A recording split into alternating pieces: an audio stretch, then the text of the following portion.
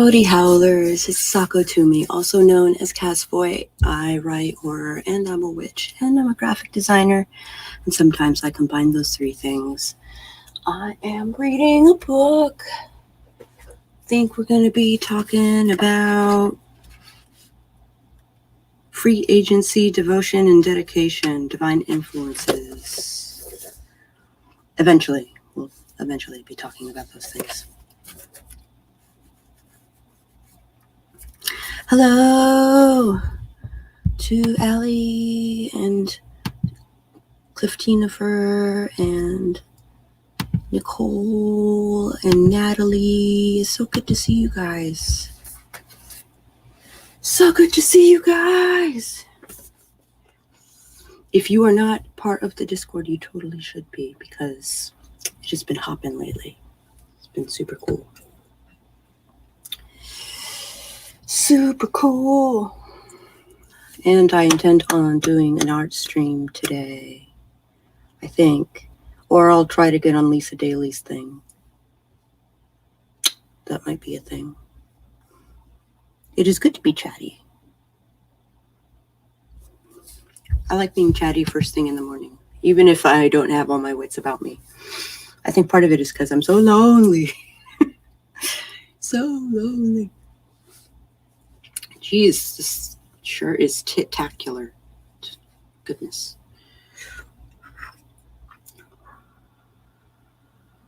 Tit-tacular. Coffee's too hot to drink. I had a pencil. I'm not 100% sure where it went. I don't know where it went. I don't know where it went. Boobalicious? Yes, tic-tacular, yeah. I guess if it is alicious. Currently I have cleavage coming out the wazoo.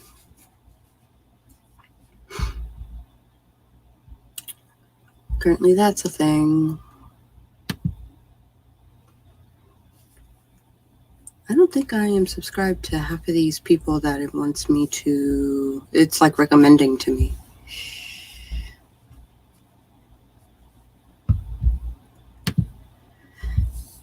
And I'm going to do the righty things today. Want to do the righty things. But I have drawing things to do as well. The idea is that I don't do this. I've been doing this like draw furiously the first day and then take the next day off and then draw furiously to catch up and then take the next day off and then draw furiously.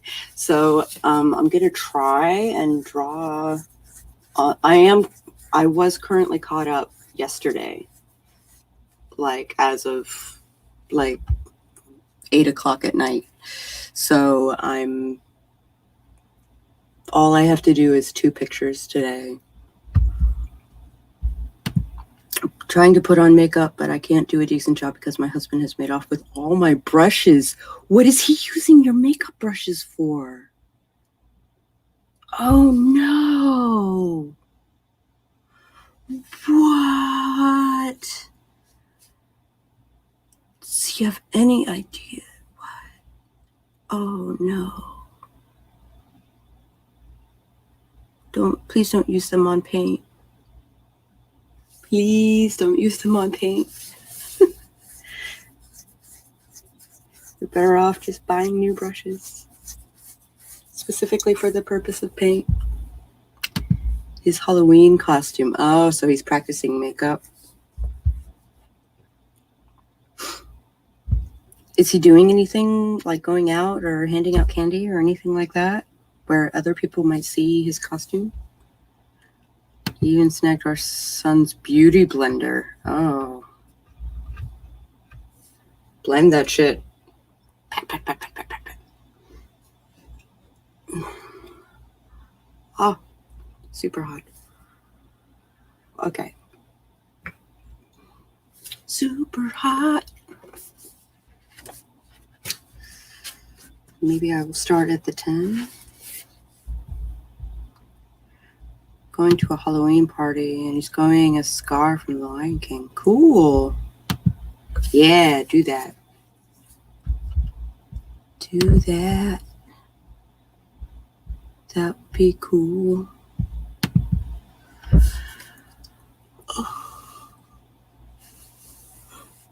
I ended up sleeping in the blanket fort last night. I woke up at, I fell asleep at 8 right after dinner, and then woke up at midnight, and then played a little bit of Sims, and then passed out again. And then I woke up at like 7 something, and I was like, psh, waking up is stupid. And then actually got up at 8.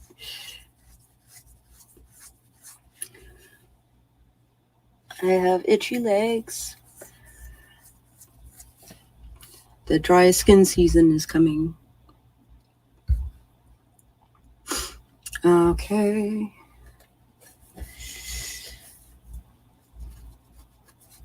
La, la, la, la, la. Gonna put on my bracelet. I think I left all my necklaces and stuff upstairs.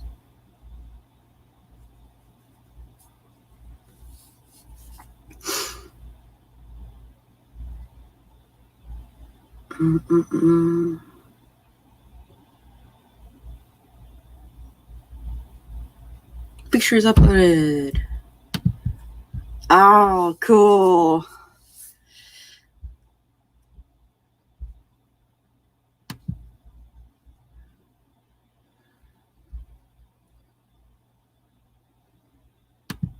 Milady.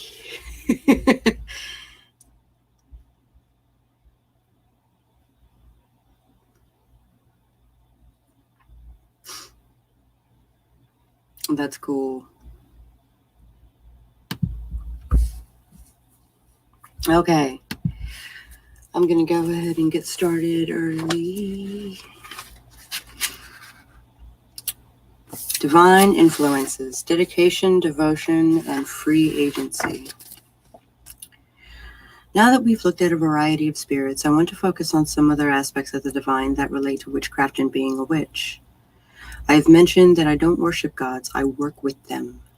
It may be confusing to some when I use the word priestess to describe myself. I believe there is a difference between doing service and being a servant. Absolutely. For instance, I am not a servant, but I do service, absolutely.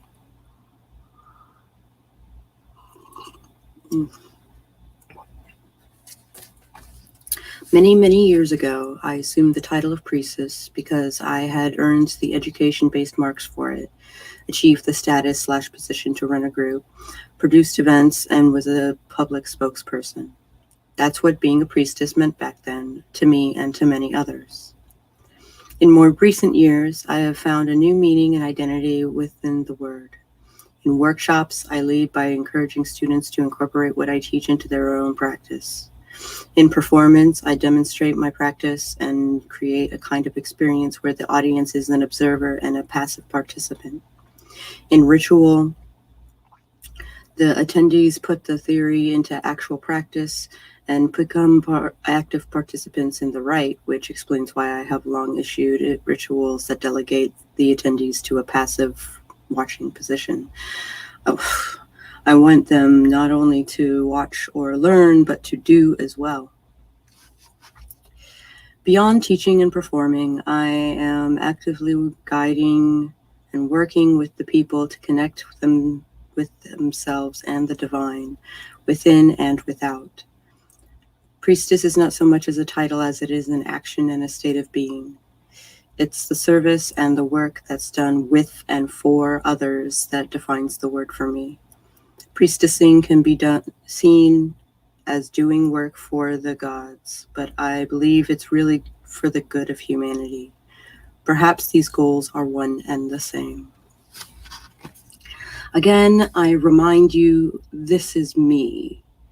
You may feel called directly to be in service and with a deity or deities in a different way. You can choose to dedicate yourself to working with a certain pantheon or devote yourself entirely to one deity. You could be a free agent working with whomever you please, or you could decide you're just not going to acknowledge a deity at all. I want to stress that you don't have to do anything. You can always say no. You can always revisit a relationship later if you're not feeling ready or you're feeling unsure about something. Your path and your needs are your own.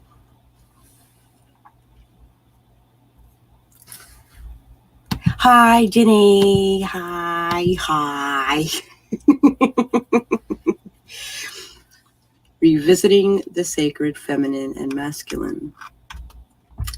When I was a young witchlet, I eagerly embraced everything goddess, all the different archetypes, the powers of creation, sexuality, the wisdom of the crone. I really didn't want anything to do with any sort of male god. I was so over and done with the patriarchal jealousy guy in the sky. The gentle green man and the handsome guy with the antlers were just quiet figures standing somewhere behind the powerful goddess icon. My art in college was full of vulvas, big, bold, yonic imagery, fearless naked women embracing and staring down the viewer, the history of the burning times, and a whole lot of anger. They wore the heads of horses and lions, hoofed and clawed in turn, with mature female bodies. Veiled and crowned, goddesses danced with snakes and swords. Then a horned god came knocking, bringing an aroma of goat and musk and a wicked sense of humor, followed by an antlered one with piercing eyes and a solemn mouth. They each made an introduction, and we got to talking. I saw myself in them, and them in me. I finally saw that I was not contained or defined by one gender or concept, something I had pushed against my entire childhood. Hi, Spence. So, and I recently went through this. It's not that I dislike male gods. It's just that there weren't a lot of male gods that were like into what I was trying to do. So it just so happened that the things that I was going into were female or gender neutral. Ganesh is technically male, but is kind of, I mean, he's not a potent male, super brotastic god, right? Hello. While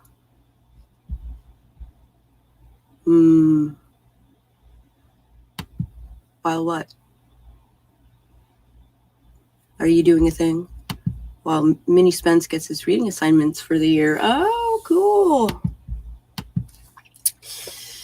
Very cool. But the antlered / horned god, Carnoon, made himself available to me. Just like she says, he came to me and we got to talking.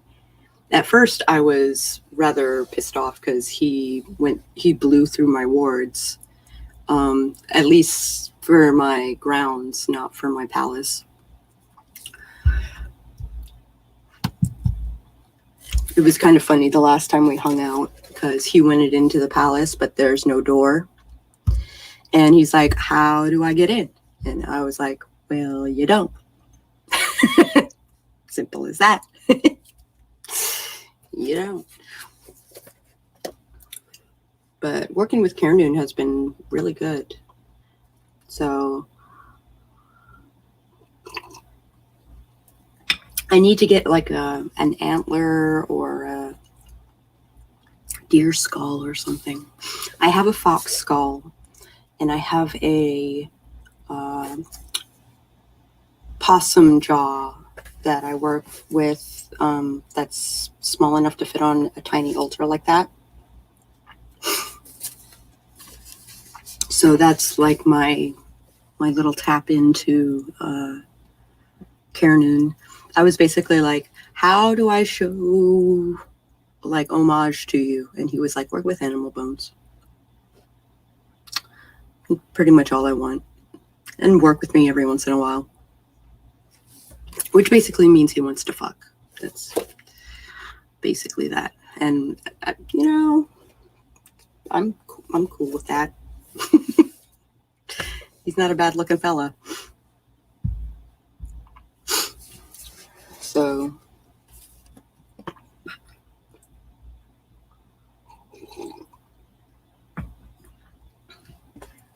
and I get a lot of like spell oomph out of working with him. So it's like pouring like lighter fluid on a already burning fire. So that's cool.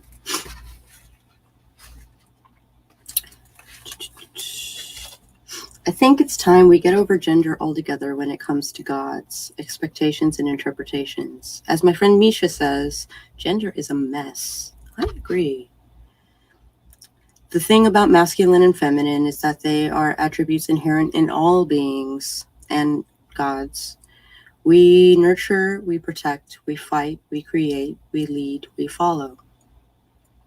Depending on what you read in regard to traditional witchcraft, you might assume that the goddess or the witch can either be nature personified as Gaia or tortured, or a sacred whore of unbridled sexuality and blood.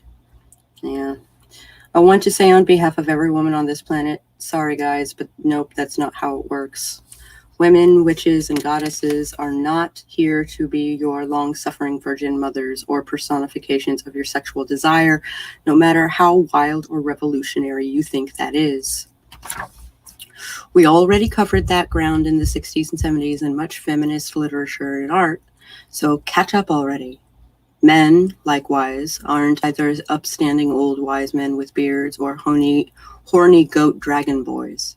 I'm not saying these creatures don't exist. What I'm saying is that every being, deity, human or otherwise, is deeply multifaceted, and recognizing the power within is the real revolution.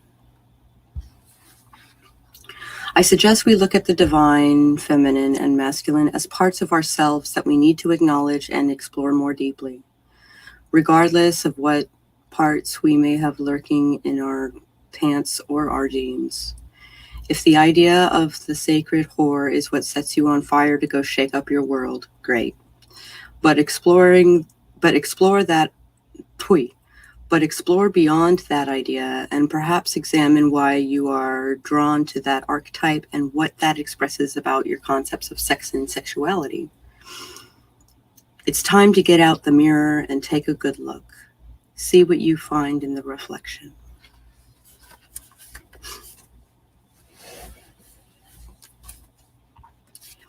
The Crossroads, Dreams and Trance States. Dun dun dun. That's my happy place, is the Crossroads. That's kind of like going to a node. And I live like at a crossroads, so. Yeah, horny goat guys. Zeus is like, you rang. Yeah, no kidding. Or Carnoon, yeah.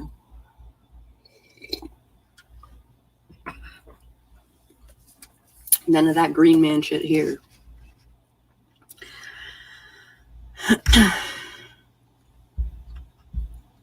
Found myself years ago and never looked back. Yeah. I'm just now like, I don't know. It's not that I'm looking at myself. It's looking, I guess in a way I am. Like in the sense that I'm not looking for a mirror of myself. I'm looking for like a little oomph in a part of my life that I feel like is lacking. Right? So I guess I feel like, you know, sex and the wild hunt and, you know, just bestiality in its purest form is something that's missing in my life. So I'm working with it.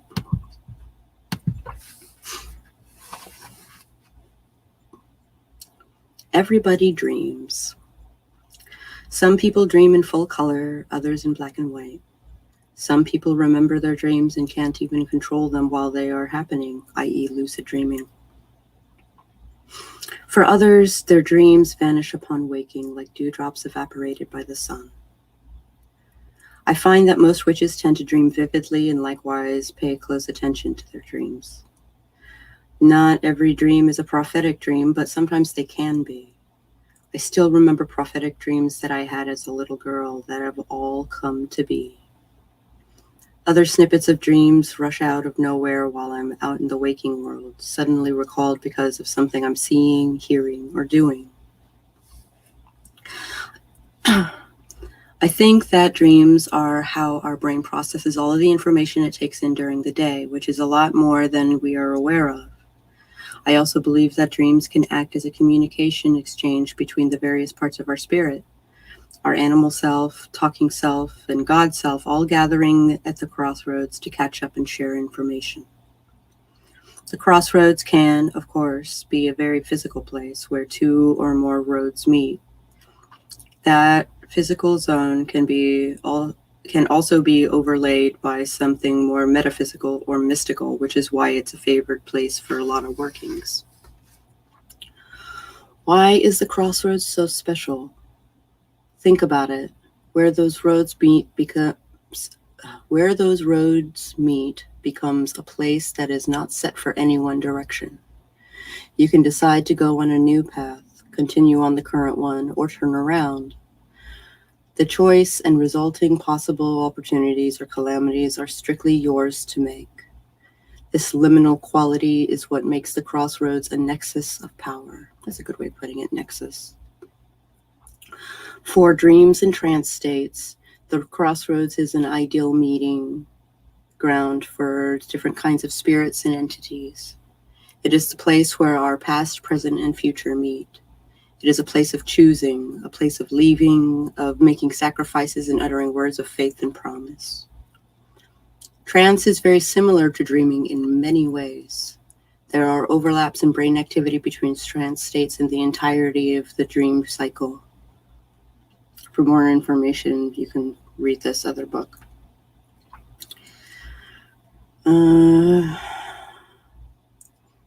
Liminal entities, it is a place where blah, blah, blah, blah, blah, blah. Lost my place, sorry. All right, timer is almost up. Have to sneak back. All right, have fun. Have fun.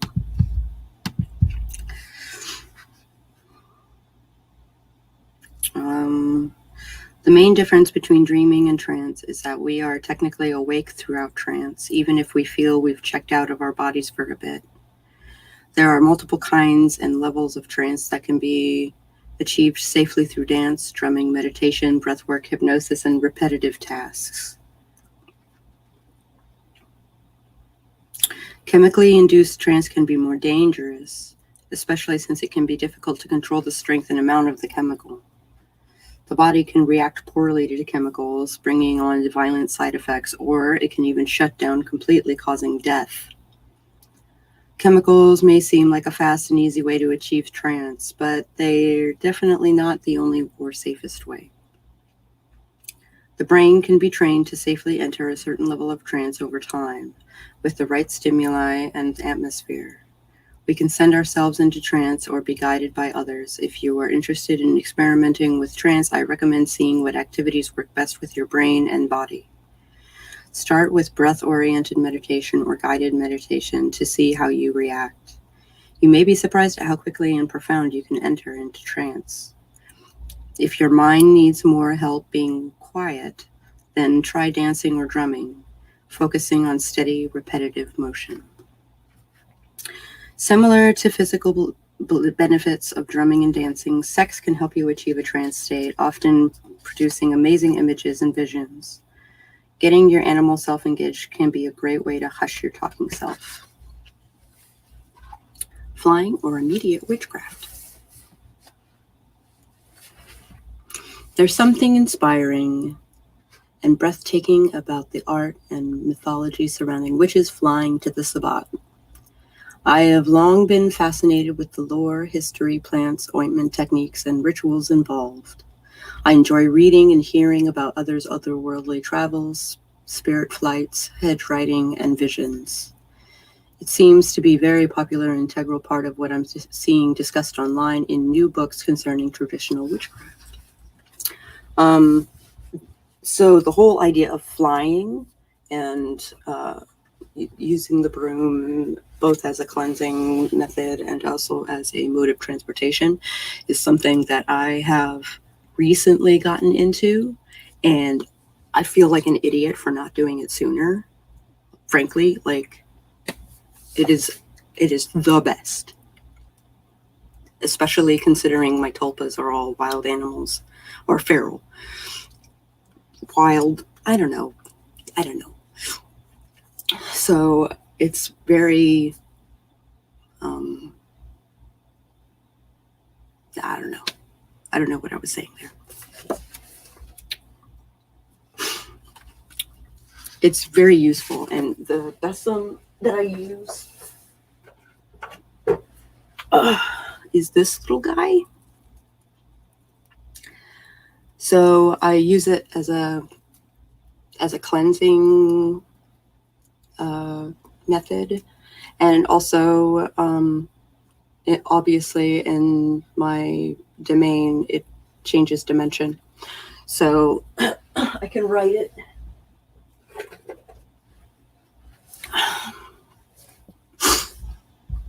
You were tracking what?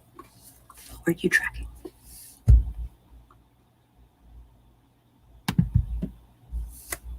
Tracking what?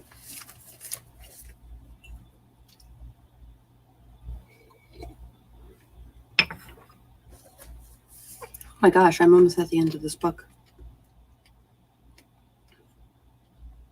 Ew.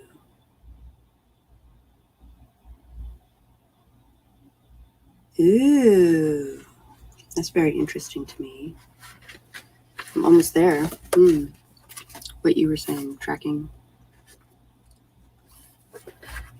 You were tracking what I was saying? Okay. As opposed to what I was doing. Oh, flying or immediate witchcraft. Here we go. There's something inspiring and breathtaking about the art and mythology surrounding witches flying to the Sabbat. I've long been fascinated. I have read this already. Let's try going to the next paragraph, Sako. Yet much of my actual practice happens during normal waking hours, with only the herbal infusion involved being ye old regular Earl Grey or chai tea. Early on, I discovered that my reality is bizarre enough as it is without the aid of altering substances. I suppose you could argue tea and cookies are altering substances? ? Most of the time, I'm just going about my day, and I'm receiving, sorting, sifting, and or sending information in a very mundane, well, to me, way. Yeah. I don't need to travel anywhere special, with or without my body, to talk to gods or spirits. I'm not casting circles or invoking deities to accomplish my daily work. Instead, I'm just making artwork or designing or writing. I get the spiritual equivalent of a text message that I can either engage with or ignore, depending on my schedule. Oddly enough, I get more communication this way than I do my actual cell phone or living human beings. In comparing notes with a few other long-practicing witches who are also artists, I found that this fully present mode of working seems to be typical. Upon reflection, it's not a haphazard thing. Ooh, posture check. Oh, my back. Oh. Hold on. Oh, pop, snap, crack. Oh. There we go. It's a little better.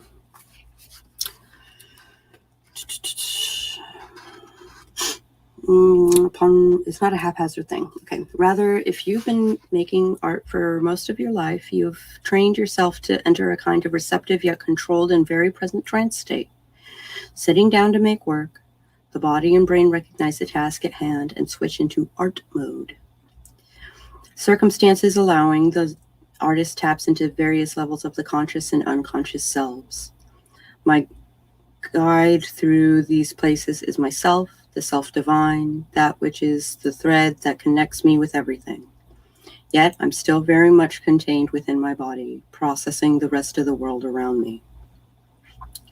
It's hard to call the state sabbatic in terms of recent definitions and trends, nor is it quite ecstatic either, at least to me.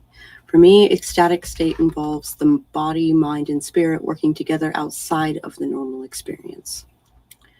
There are certainly times when I use music and dance to reach an ecstatic or active physical trance state. However, I feel it's important to note that I don't enter a trance state and dance just by dancing. Also, it takes a lot to get me into a state of pure ecstatic abandonment, which is a good thing considering I need to be fully conscious and reactive in my environment when performing or leading ritual. Not only do I need to be watching out for my physical self, but I also have a responsibility for other people, the band, the audience, and the attendees if it's a ritual. I have to unlock certain permissions to allow myself to go completely under, but that's not to say I don't have incredible experiences in the liminal trance state. That's something that I'm struggling with right now, actually, is on the 25th, I'm doing a ritual at a witch's market, and I'm wondering how under I can go without losing track of what's going around me. That in-between state is something that I kind of struggle with because I'm either there or I'm not.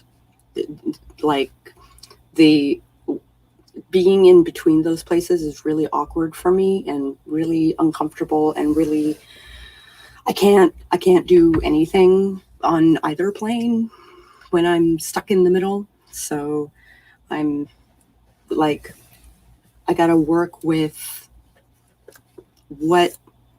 how I'm going to do this ritual, for one, and then for two, I'm looking for a spotter to make sure that I don't literally collapse on the other side of the stage when I'm exiting. Right. So I'm glad she mentions that kind of thing. I recently related this experience to a friend with following metaphor. When it comes to full-on ecstatic trance and rituals, it's just like sex and orgasms. For some people, it takes the barest touch or suggestion for them to get off, while others require extensive foreplay under just the right conditions. I'm bringing this up because I want to make it clear that there's more than one way to fly. Your practice doesn't have to require you to leave your body to get work done or experiment with poisonous plants or human-made chemicals. In the end, it doesn't matter which method works best for you as long as you get the necessary work done safely and effectively. Yeah, so that would be ideal, right? Is to be either there or here. But like, there have been once or twice where I'm like stuck in the middle and I can't like figure out which side I'm on, and it's like I can see the stuff, but I can't interact with it. It's really awkward, and that happened the last time I did a ritual. So I'm hoping that this week that's one of the reasons why I have all of this set up, is I'm gonna try again, and hopefully I will actually get some work done. I'm gonna basically practice my ritual for the 25th, maybe. There's not a lot of room in here, so I don't know what I'm doing. I gotta pick new music too.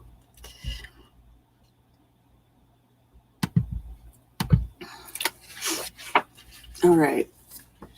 I've been considering what is the best name for this kind of practice and experience. I like the words incarnate and inhabited, but they both seem more connected by definition to a spirit, deity, or being present in the body, which technically is true. Our own spirits do inhabit our bodies. But I feel that folks may get too hung up on other spirits being present versus focusing on their own. Embodied is another word that's almost there. I used it a lot to describe ritual dance experiences because these are the times when our spirit truly becomes both present and aware of being contained within flesh and blood and transcending it as well. That seems to be a very special relationship that happens under those circumstances. I think the word she's looking for is gnosis. It sounds like she would benefit from going into chaos magic. Like she's already like stated that she started with Wicca, right? And now she's like on her own path, like doing the thing. And she's doing all the chaos magic things, but she doesn't know the terminology, and she doesn't know that there's a safer, like better way to like do things. Like, you don't have to work so hard. And I think that's something that she's trying to say, is that you don't have to work so hard. And I'm like, yeah, so subscribe to our newsletter, man.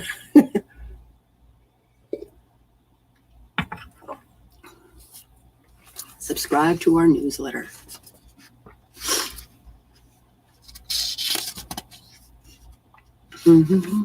So for now, I think the best word to describe it is immediate witchcraft. The definition of immediate is occurring or done at once in an instant. This seems to fit very well with my creative endeavors, as well as the state I tend to be in mentally, physically, and spiritually for dance. It also perfectly describes much of the non-physical spellcraft that I do. There are few to no outside needs, tools, or aids required, but there's a catch. Immediate witchcraft is achieved mainly through years of non-specific training that builds trust with yourself. So your immediate work is also instinctual and intuitive, natured, and nurtured. But perhaps the most beautiful thing about immediate witchcraft and about being a witch is that it's not about reaching a pinnacle or some level of expertise. It's a lifelong journey of growth, learning, and exploration. It's being conscious of time and what is right for you, both before you and behind you. Everything that is immediate is also momentary conjunction of the past, present, and future. True power comes in waves of grace in the embrace of darkness illuminated. Ritual application, conversing with the gods. Yeah, exactly. And that's something that this addresses something that I've learned somewhat recently as well, is this sentence is popping out to me: the conversation is not rehearsed. There's a lot of like invoking verses that people use, and I've written them down specifically to talk to Karen, to talk to Ekate, and it's not the beginning of a conversation. It's basically like, yo, buddy, over here. Like, it's just something, it's like sending off a flare for the specific person, like putting up the bat signal for Batman, right? Like, hey, I need you to come here. That'd be really great. And then we can have a conversation. Like, but the invoking spell that I think I just came to that revelation. The invoking spell that I have for those gods is literally a flare. It's a bat signal. And that opens the gate for an actual conversation, which is not rehearsed, right? And maybe that makes it, my conversations with gods kind of like ringing their doorbell. Yeah, a little bit. I'm not, it is kind of like being on their doorstep, because that means you have the problem that they could possibly address, and then you ringing the doorbell. But that And they could choose not to answer. It's true.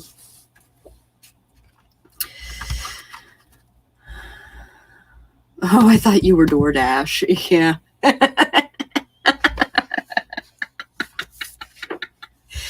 That's really funny. Oh. But I usually leave food for her anyway, so that's funny. That's what makes it so funny to me. But I am DoorDash. I usually leave candy for her, even though she likes garlic and meat and potatoes and that sort of stuff.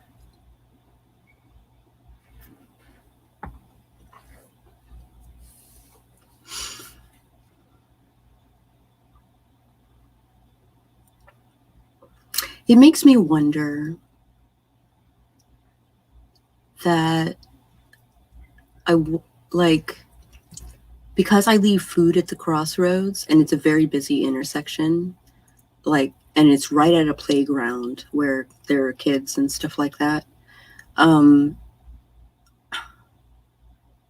Is it animals that take away the food, or is it like a person that throws it away, or does somebody eat it? I don't know how that works. Because the idea is that you drop off the food and you turn around and you walk away without looking. You can't look back. Otherwise, it's completely undone. You might as well have just thrown the food away. So I don't look back. And usually it's at midnight, right?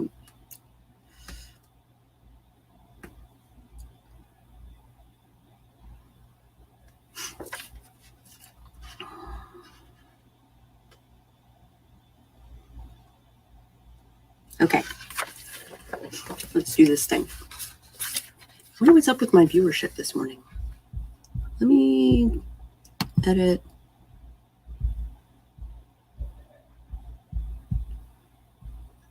I didn't do those things. Go to YouTube. When I leave goodies for the Fae, I have to go out the next morning and take the leftovers into the woods. Usually there's nothing left over but wine. Yeah. I got you. I still have some remnants in that cauldron from spells that I really need to take into the woods and, handle. I just haven't done it yet. You didn't get the notification that I was streaming? Oh. Just haven't done it yet. All right, edit video.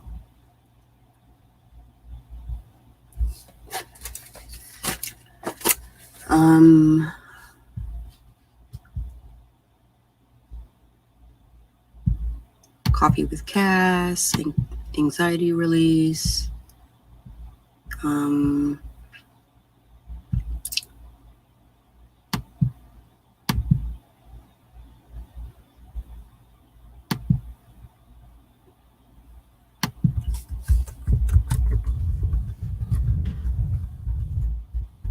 And Witchcraft, and live stream, and Weave the Liminal, which was a autocomplete, basically. What else? Ritual.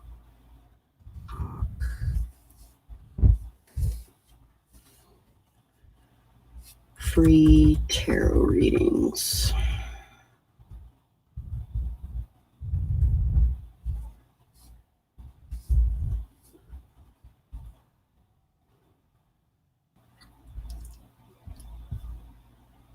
All right.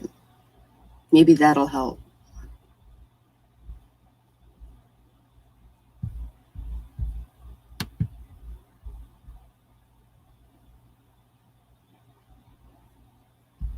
Oh, hold on.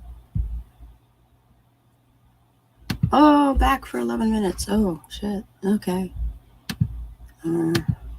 Welcome back, Jenny. Also dropping like. Where have I seen you today? Hi, bye. How's it going? Talking about some interesting stuff today.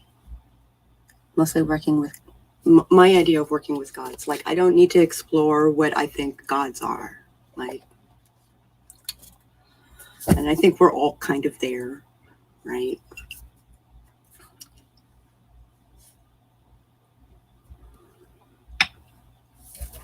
So there was like 6 pages that I just skipped. I just didn't feel the need to get into that. All right. Take 2. Ritual application, conversing with the gods. The following revelation will probably come as a surprise to many folks, but my rituals are largely unplanned in their structure. I'm not just talking about what I do by myself. I have a general idea of what needs to happen, and I leave the rest up to the circumstances. Me too, actually.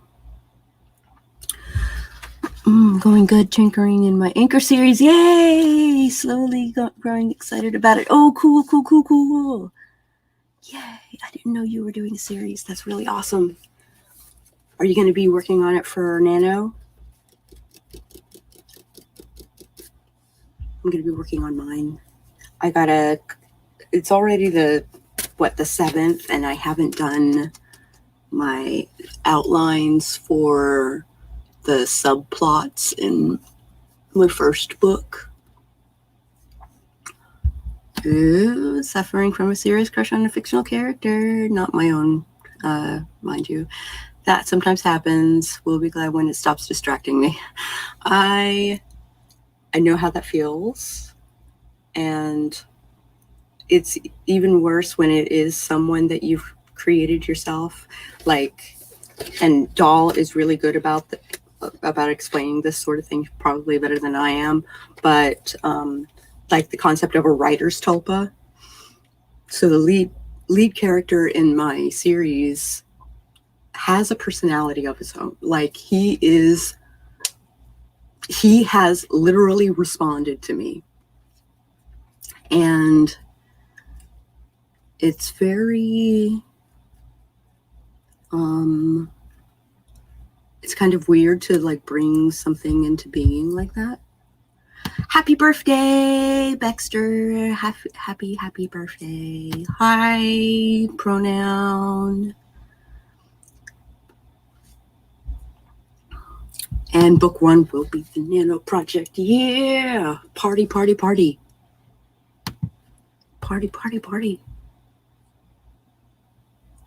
1 party. Hey, everybody's saying hi to each other. That's awesome.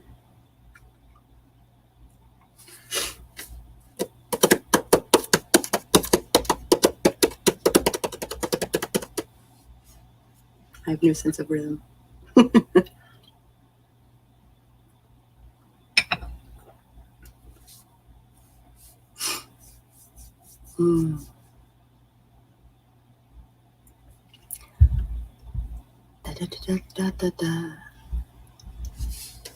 Okay.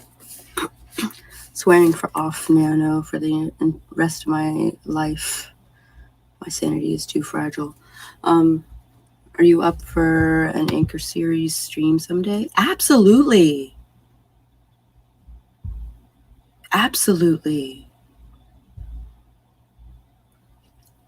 Sometime soon, too.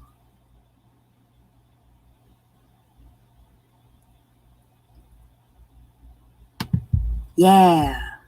Let's do that soon. Let me write that shit down.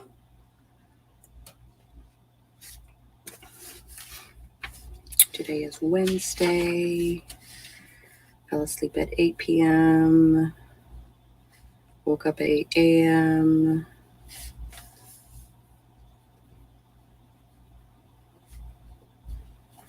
And Anchor series. Should I do like a stream or should I do a video?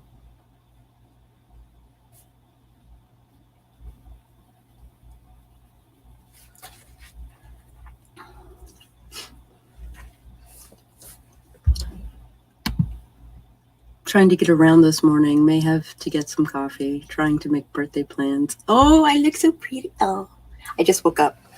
So I hate to say that I woke up this way, but I did. This is yesterday's clothing.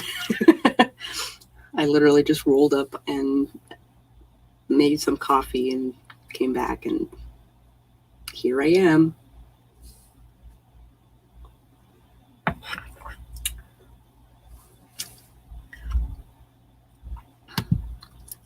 An anchor series is the series that you keep going even while you write other things, if I describe that well. No. Keeps you in the game, keeps your brand anchored, as it were. Not quite. The anchor series is basically a series. It's creating a backlog of a series so that Sarah Cannon like words this so much better than I do. I have to like actually write a paper and then like present the paper, or blog post or something. It's basically how people find you. And then they can like be like, oh, this person does other stuff too. But the idea, like Jim Butcher, for instance, right? His anchor series is Dresden Files. That's what made him famous. That's why we know him. That is the deal. However, he writes other stuff. It's not the only thing he does, right? But more and more people find Stormfront, and that's his 99-cent book, right? Is Stormfront, and then that kind of gives you a taste for what follows, right? So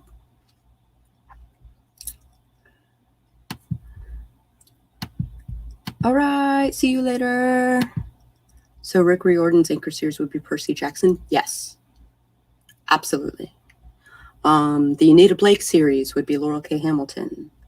Trying to think some other. Robert Jordan had a series that made him famous, and I can't remember it.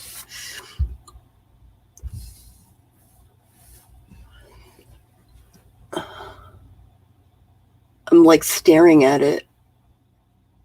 Towers in Midnight and The Gathering of the Storm. So Brandon Sanderson and Robert Jordan wrote a series of books together. And I don't know the name of the series, but it's sitting on my shelf. And they're the thing. If the anchor series is the one you are most known for, then I don't know if what I'm working on is my anchor series or not. So usually it's the first series that you write.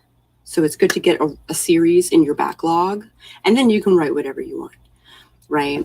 Like standalones and new series and stuff like that. But concentrate on one series right out of the gate. I have a reason for releasing Hope's Chest before my anchor series, because it's 2020. Cyberpunk is like on the forefront of everybody's mind. The apocalypse, the government, conspiracies, all of that stuff, really popular right now. It seems silly for me not to release this book in this kind of climate.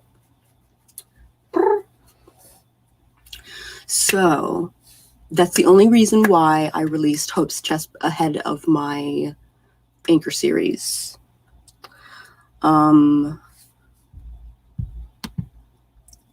Hopefully anchor series. Right. I guess you could say then that Spellbound would be my anchor series. I have it set to be 4 novellas, but I might end up with others later once this set is done. Right. Exactly.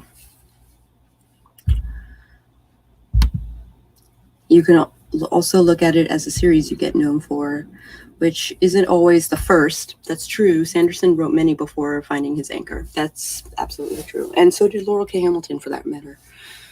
As did Nancy Collins. Same deal. She wrote a bunch of other stuff, and then Sonia Blue came into being, and now Sonia Blue is the thing that she's known for. Got my writing schedule filled up for the next 2 years. My writing schedule is filled up for the next 5. Yay for Marcus research. Yeah. No kidding.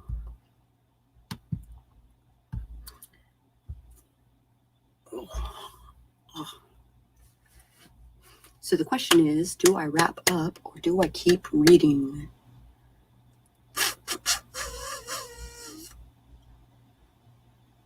Do I wrap up? Because you guys just showed up, right? So if you guys just showed up, maybe I should be doing these at 10 instead of 9. Is that a thing? Should I be doing that?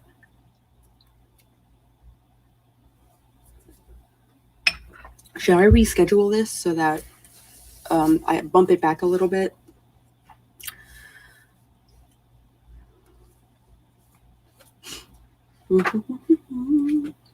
Yeah, but her point is basically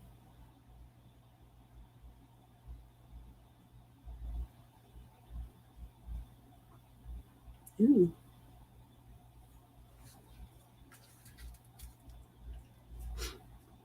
Oh, she talks about how her rituals go, which is cool.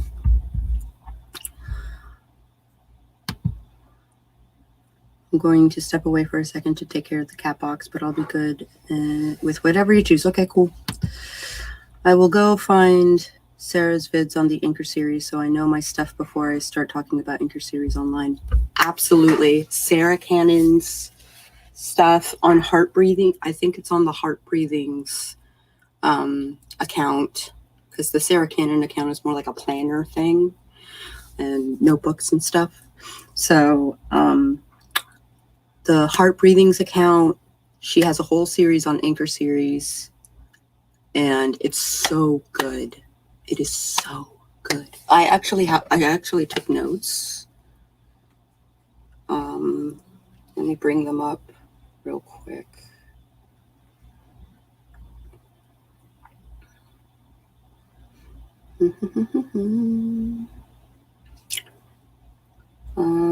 I'm looking at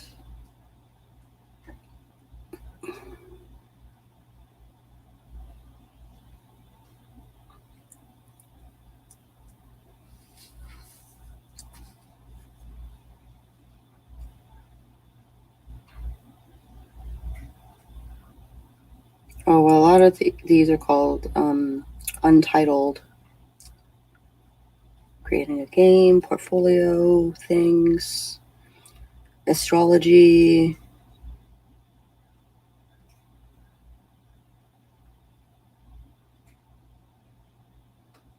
I think this might be it. Series, yeah. Yeah, I think these notes will totally be enough to make a stream. I've been lurking and listening on my phone since about 8:30. Just been getting the kids up for their virtual school and moving around. Cool. I think it's on Heart Breathings too, because I watched that and I only know the word from there. Didn't know Anchor series before then. I didn't either, which is why I took so many notes. I guess the info just kind of faded in my brain over time. I just need a refresher. Yeah. Maybe I'll do that today. Maybe I'll close this thing and then I'll start a thing for the next hour for series things. How does that sound? Or do you want me to do it in a video? Do you want me to do it in a video or do you want me to do it in a stream? I'll make a thumbnail right now.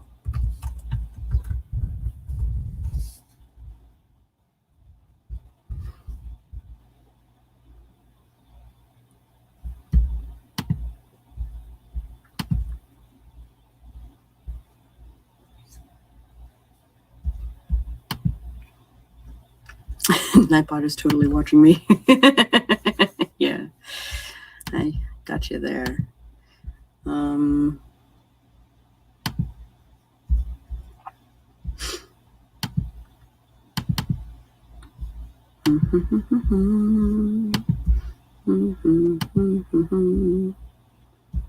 Neon green. This will be another workshop. Anchor series.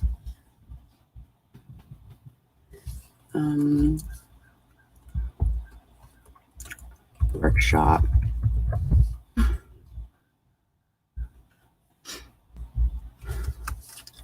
Ten. 7. 20. All right. Let's change this background picture. Anchor.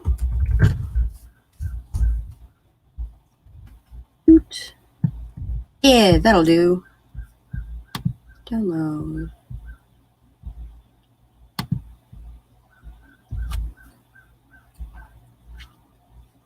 I don't need to do that.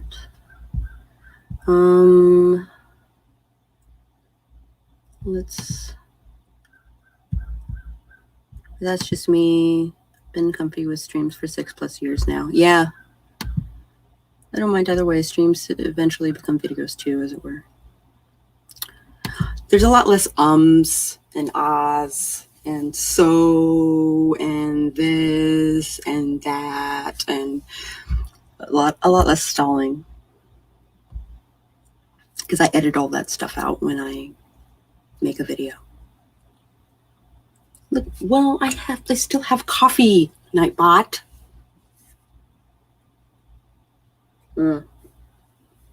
Not for much longer, though. Not for much longer. All right. Can I use StreamYard? There we go. Create a broadcast. And it's not connected to my Facebook page.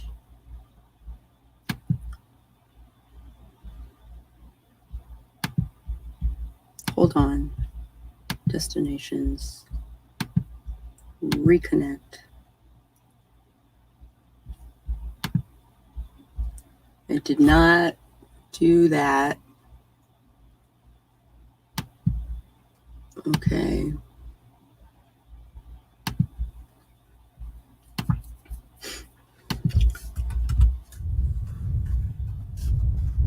Anchor series.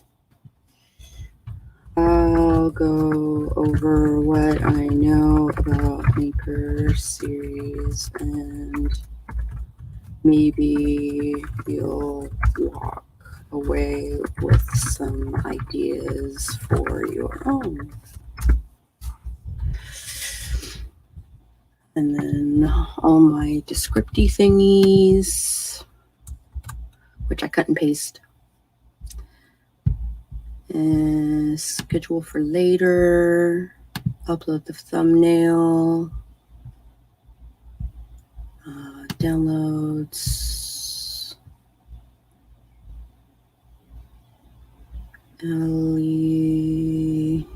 Anchor series.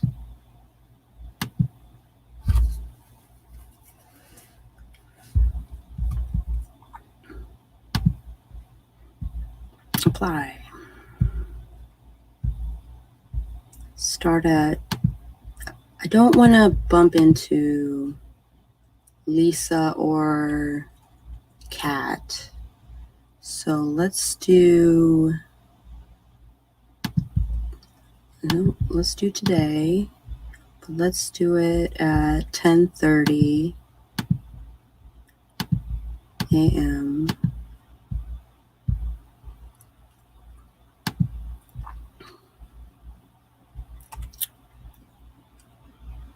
And then I'll adjust like the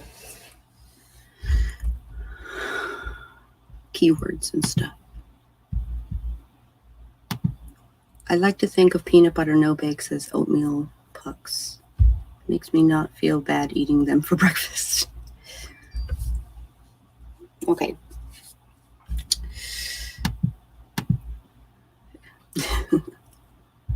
Yes, Nightbot is specific. Like, hey, you should have water.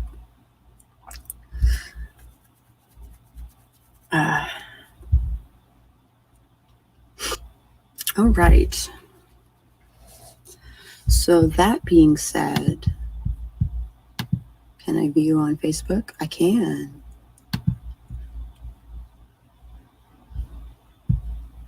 Edit video.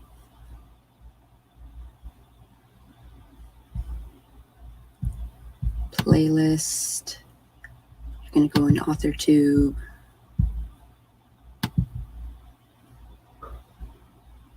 And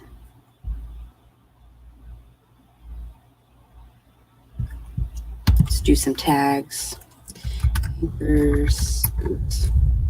Anchor series. Series writing.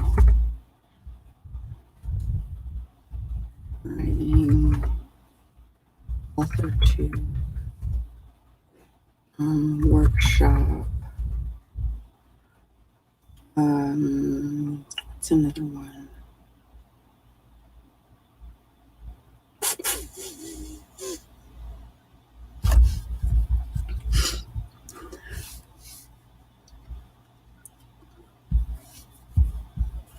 Cast Flight. Save. Oop.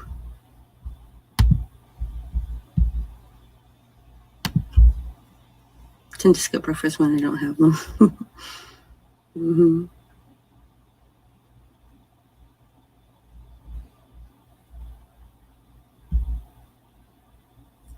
That's really funny. All right. On that note, I'm going to wrap this up so that I can prepare for the workshop. And that'll be in 20 minutes, basically. So I'll get some coffee and good to know that Nicole is not alone in her delusions, because L.R. Archer is close behind. Absolutely. But I will see you guys in half an hour if you are up for learning about Anchor series. That'll be a thing. All right. Bye, guys.